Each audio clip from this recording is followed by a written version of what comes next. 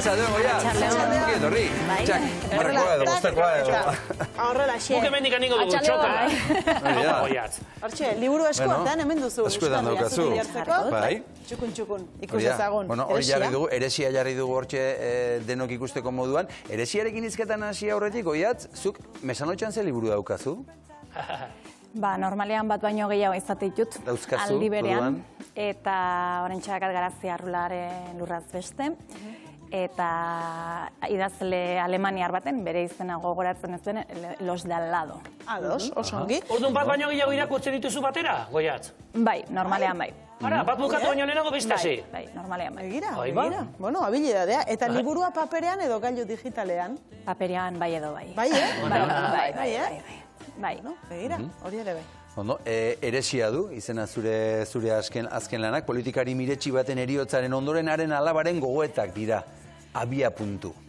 Bai, badu azpititulu bat ere, hilkanta idari ez, esaten duena, uste dut, nahiko ondo laburtzen duela edo, barruan zer da hon, batez ere, akaso, igual, eresia hitza bere hortan ez delako, akaso, askorentzako oso ezaguna, zer den, oso hilkanta bat da azken finean, baina, bueno, azpititulu ere jarri genien, eta bai, lehenengo pertsonan kontatutako histori bat da, egun gutxi batzuk hartzen dituna, hain justu zen ere, tala du alabak izena, eta Itzola Agirre lizko edo fikziozko Euskal Errepublika bateko lehenengo lehendakariaren alaba da. Eta zergatik eszenatoki hori, Goiatz? Urrundu nahi nuelako ezurraragizko edo zeinekin identifikatzetik, eta eraberean ematen zizkidalako aukera batzuk, erabat urruntzeko errealitatetik, erabat urruntzeko pertsona ezurraragizkotatik, baino era berean zailtasun batzuk ere sortzen zizkidan, historioak ez du esaten noiz gertatzen den, baino etorkizun bat dela imagina dezako, baina konturatu naiz kostatzen zaidala zientzia fikziora bateko egitea, eta orduan, ez da hor tarte batean da bilen zerbait da, eta pixkat errespetu ere ematen zidalako ez, gaia da azken finean, pertsonaia publiko edo oroi publiko baten alabak nola bizitzen duen edo zer den pertsonaia publiko ornatzen dauen pertsona pribatua, eta ez duen inorrekin identifikatu nahi, ez duelako inoren sentimendutan edo sartu nahi. Itzola Agirre Errepublika horretako lehendakaria eta okerrezpa gaude lehendakari miretsia. Gainera, hori bada nahiko zientzia fikzio, ez da? Bai, nik esaten dut ez dakit, hau distopia bat den, utopia bat den, nik ere ez dakit definitzen zer den sortu den ekosistema hori, baina, behar nuen fikzio edo testu inguru bat, eta testu inguru fikziozko horrek ero aukera asko eman dizkit, utopiarako, distopiarako eta satirarako ere bai. Eta kostal zeizu liburu hau idaztea? Egia esan, idatzi dut nire idazteko modua ez den erabatera, eta da oso azkar.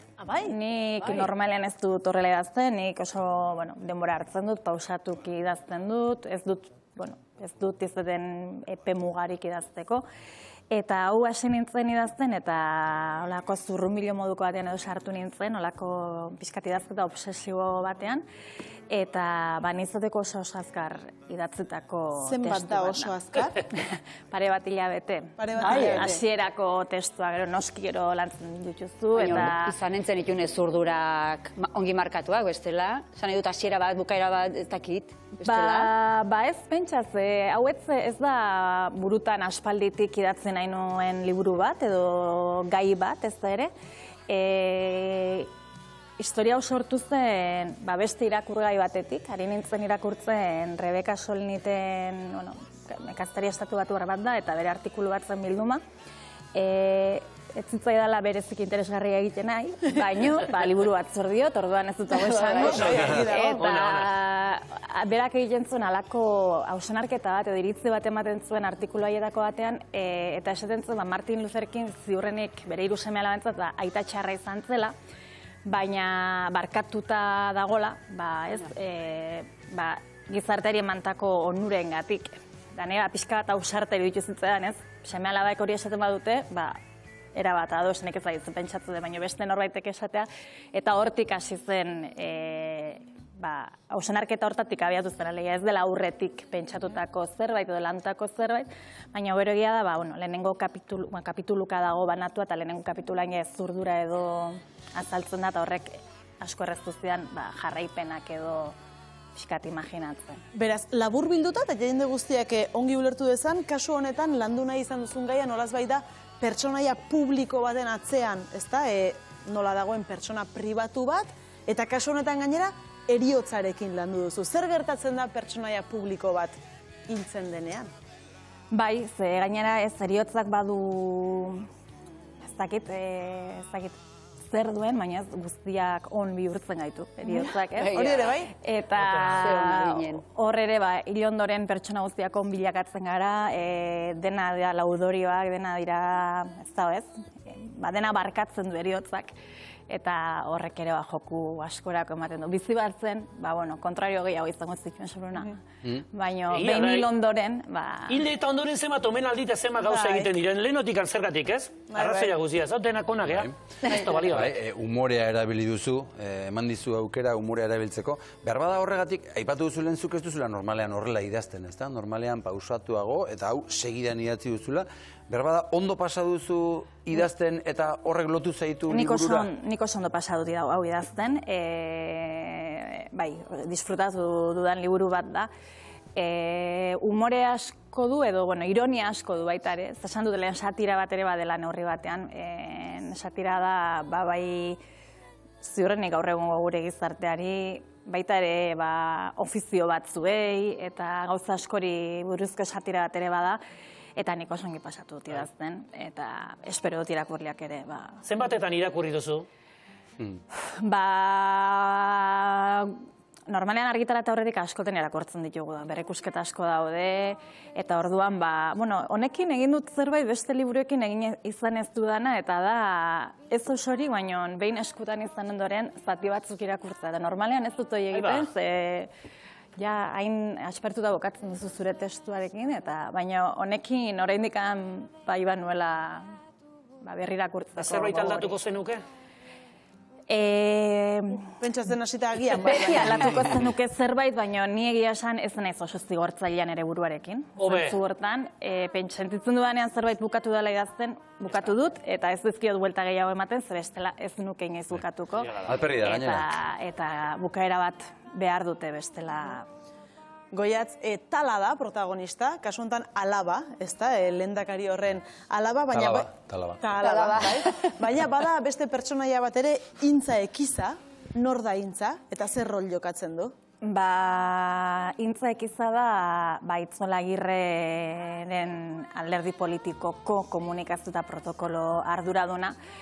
Eta, gutxi gora bera, bada, bigarren mailako pertsonaia bada, baina pertsonaia garrantzitsu bada, novela guztian zehar zeharkatzen duena nolabait, eta pixkat novela egituratzen duena, ze berak erabakitzen du, omenaldi hori ez, hil ondoren zer egingo zaion, eta orduan, pixkat berak bai bideratzen duela agur hori, eta orduan, presentago kapitulu guztietan. Eta familiak orduan ze paper jokatzen du hileta horretan? Dena ezin da kontatu? Dena ezin da kontatu, baina familiak Intza Ekizak dion hori jarraitzen du. Ados. Bai, honi buruz, gidoi hau prestatzen ari ginenean, gidoilariekin eta bilerak egiten ditugu, eta lehen batek esan du, ezta, adibidez, adibidea jartzea aldera, aita santuaren heriotza, ezta?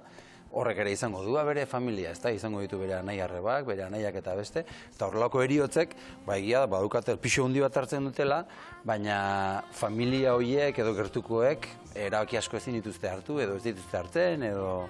Bai, eta hala da, eta gaina ez, aita santorena hain berria den honetan, ez dakigu zer bere inguruari buruz, da nola bizitu duten, eta zer sentitzuten, eta nahi otez duten, ez, agurtu den bezala agurtzea ere.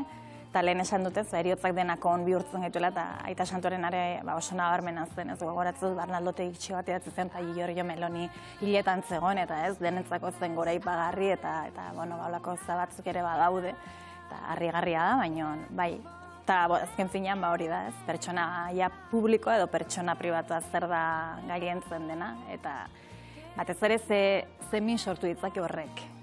Goiatz, orain promozio betean zaudela esango dugu, ez da Heresia liburuarekin, orain horretan zentratuta zaude behar bada, baina ari zara bitartean beste zerbait idazten edo beste zerbait egin lanean? Bai, orain egia da, behin aurkezpen ofizialo egiten denetikan aurrera, dagoela promozio fase bat, edo hasi berri dena, eta zertan nadilen, ni beti ari naiz zerbait idazten. Horrek ez du esan nahi jarraikortasunez idazten dudanik, egunero idazten dudanik, momentu honetan nahiko gutxi idazten ari naiz, baina beti ditut buruan kontatu nahiko nituzken gauzak. Momentuz duentzat, igual iritsiko da eguna, ez dudan hori sentitzen, baina momentu honetan bai. Eta baina kontua da, ez da idala zema demora beharko dudan, kontatu nahi dudan hori, kontatu nahi dudan bezala idazteko, eta ez da bukatuko dudan ere. Eta horrek ere ez nau gehiegi itotzen, eta ez dut nire burua presionatzen, baina bueno.